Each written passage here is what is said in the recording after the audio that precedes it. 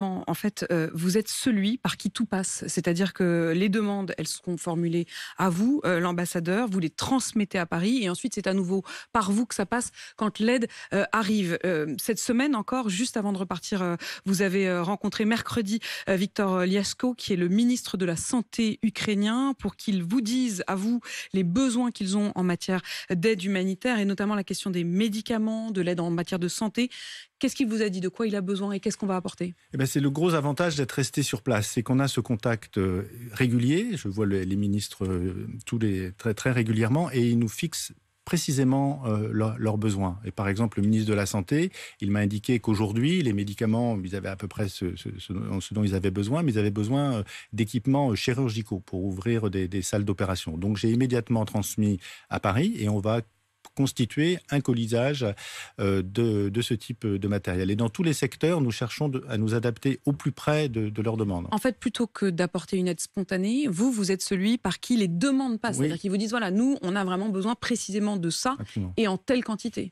Absolument, c'est ce qu'on appelle la diplomatie du premier kilomètre et du dernier kilomètre. Le premier kilomètre, c'est recueillir les demandes, savoir exactement ce dont ils ont besoin, parce qu'il y a une aide considérable qui se déverse sur l'Ukraine. Il y a beaucoup de soutien international. Donc après, si on n'est pas précis, si on ne répond pas exactement à leur demande, bah, l'aide risque d'attendre en Pologne et ils ne viendront pas la chercher. Et puis après, évidemment, on est à l'arrivée pour remettre l'aide. Et par exemple, notamment, ils avaient un besoin de camions de pompiers avec des échelles, des grandes échelles. Il y a eu un élan de solidarité en France pour réunir 2 convois maintenant qui sont arrivés, qui ont traversé toute l'Europe. Et je les ai réceptionnés du côté ukrainien et la dernière fois à Kiev même avec la vice-ministre. Au moment où on se parle, au moment où vous avez quitté Kiev hier, Étienne de Poncin, est-ce que les hôpitaux fonctionnaient? Est-ce que les maternités fonctionnent? Est-ce qu'il y a un accès à la santé à Kiev et dans le reste de l'Ukraine? Oui, oui, il continue à avoir un accès à la santé. Évidemment, il y a des besoins. Il y a des besoins générateurs, justement, aussi. On en fournit. Il y a des besoins, mais globalement, l'accès à la santé continue.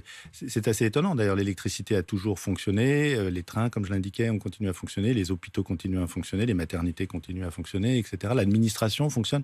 Ce pays est extraordinairement résilient.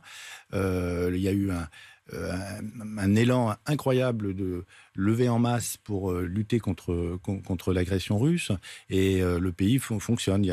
Oui.